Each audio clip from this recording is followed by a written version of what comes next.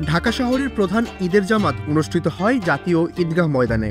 এই জামাতে একসঙ্গে ৩৫,০০০ মুসল্লি নামাজ আদায় করতে পারেন। তবে আশপাশের খালি জায়গায় সড়কেও অনেকে নামাজ আদায় করেন।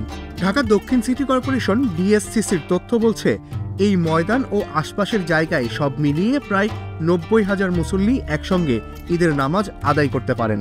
৩,২২,৮০০ বর্গফুট আয়তনের ঈদগাহ মাঠ তৈরির কাজটি অনেক বড় কর্মযজ্ঞ। আসন্ন ঈদ উল ফিতরের নামাজের জন্যও ঈদগাহ মাঠ পুরোপুরি প্রস্তুত করা হয়েছে। ঢাকা দক্ষিণ সিটির প্রকৌশল বিভাগ সূত্র বলছে, এবার ঈদগাহ মাঠ প্রস্তুত করতে সংস্থাটির ১,১৫,০০,০০০ টাকার মতো খরচ হচ্ছে। Messrs Abul Haq and sons নামের একটি প্রতিষ্ঠানকে মাঠ প্রস্তুতের কাজ দেওয়া হয়েছে।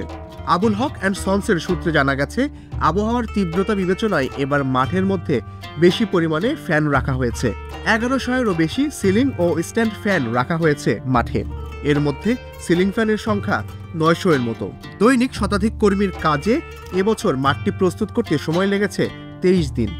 ঈদগাহ প্রস্তুত করার সঙ্গে যুক্ত একজন কর্মকর্তা প্রথম আলোকে বলেছেন, এবছর মাঠের প্যান্ডেল তৈরি করতে ৪৩,০০০-এর বেশি বাঁশ ব্যবহার করা হয়েছে।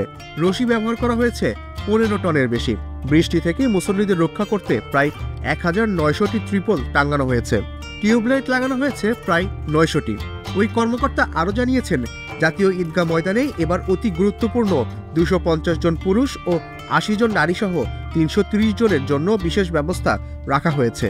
অতি গুরুত্বপূর্ণ ব্যক্তিদের জন্য একটি ফটক আর জনসাধারণের জন্য ২টি ফটক রাখা হয়েছে।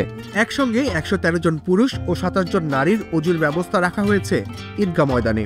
ঢাকা দক্ষিণ সিটির সূত্রে জানা গেছে, আবহাওয়া অনুকূলে থাকলে ঈদগাহ ময়দান পরিপূর্ণ হওয়ার পর পূর্ববাসের সড়ক, প্রেস ক্লাবের সামনের সড়ক হয়ে পুরানা পল্টন মোড় পর্যন্ত সড়কে দাঁড়িয়ে মুসল্লিরা নামাজ আদায় করেন।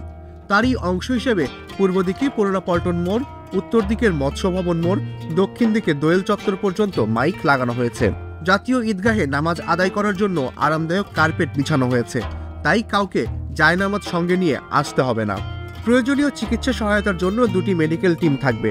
নিরাপত্তা নিশ্চিত করতে পুলিশ, র্যাব সহ আইন শৃঙ্খলা রক্ষাকারী বাহিনীর সদস্যরা মোতায়েন থাকবেন ঈদগাহ ময়দানে।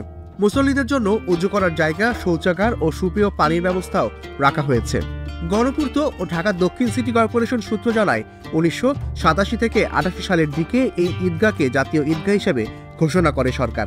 বর্তমানে বাংলাদেশ হাইকোর্টের অধীনে ঈদগাহটি পরিচালিত হলেও তার দেখভাল করে গণপূর্ত বিভাগ।